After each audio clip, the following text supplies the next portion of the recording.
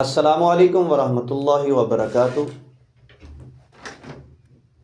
بعض لوگوں کو رزق کی تنگی کے بڑے شکوے ہیں، فاقے کا خوف رہتا ہے، رزق کی تنگی کا ڈر رہتا ہے، سارا دن کاروبار کے پیچھے بھاگتے ہیں، دوڑتے ہیں، لیکن شام کو پریشانی لے کر گھر میں واپس آتے ہیں۔ سارا دن دوڑے بھاگے لیکن کما کے لائے بھی اس میں برکت نہیں ہے۔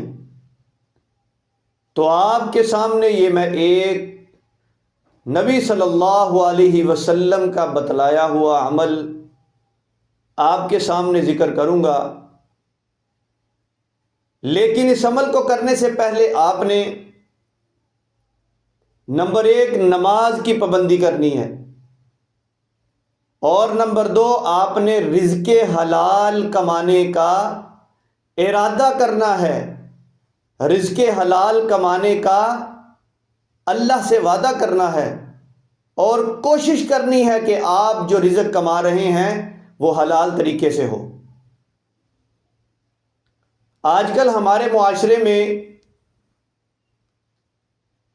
جو رزق کمانے کے لیے نکلتے ہیں، دکان کے لیے جاتے ہیں، وہ یہ نہیں دیکھتے کہ یہ رزق میرے پاس آ رہا ہے، یہ پیسہ میرے پاس آ رہا ہے، یہ روپیہ میرے پاس آ رہا ہے، آیا کہ یہ جائز طریقے سے ہے یا ناجائز طریقے سے۔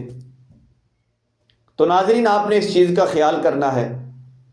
تو نبی اکرم صلی اللہ علیہ وسلم نے فرمایا کہ جو اس دعا کو پڑھتا ہے، اللہ رب العزت کی ذات 70 مصیبتوں کو اس سے دور کر دیتے ہیں،